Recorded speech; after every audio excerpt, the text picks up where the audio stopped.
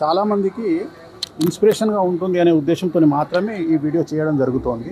నేను మెదక్ జిల్లా, ఉమ్మడి మెదక్ జిల్లా, ప్రస్తుతం సిద్దిపేట జిల్లా బర్గల్ మండలము గజ్వేల్ కాన్స్టిట్యున్సీలో ఉన్నటువంటి తెలంగాణలోని అతిపెద్ద రెండవ దేవాలయం అయినటువంటి నాచగిరి లక్ష్మీనరసింహస్వామి దేవాలయం వద్ద ఉన్నాను. ఇక్కడ భక్తుల యొక్క దాహార్తిని తీర్చడానికి మనం 1000 లీటర్స్ది వాటర్ ఫిల్టర్ ప్లాంట్ పెట్టడం జరిగింది. సో జనాల కోసం అని చెప్పేసి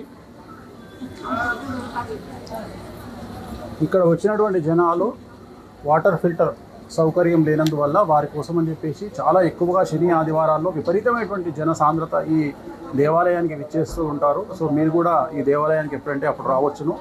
ఇది తూప్రాన్కు గజ్వేల్కు మధ్యలో ఉండేటువంటి నాచారంగుట్ట దేవాలయము. సో ఇక్కడ మనము మా నాయనగారి పేరు మీద, మా తండ్రి గారి పేరు మీద వాటర్ ప్లాంట్ పెట్టించడం అనేటువంటిది జరిగింది. ఈరోజే దీన్ని ఆవిష్కరించడం జరిగింది. దీన్ని ప్రారంభం చేసినటువంటి వారు మన గజ్వేల్ ఎక్స్ ఎమ్మెల్యే, పూర్వ ఎమ్మెల్యే అయినటువంటి తుంగుంట నర్సారెడ్డి గారి చేతుల మీదుగా ఈరోజు ఇది ప్రారంభించడం జరిగింది. సో ప్రజల దాహార్తిని తీర్చడం కోసం ఈ పని చేయడం జరిగింది.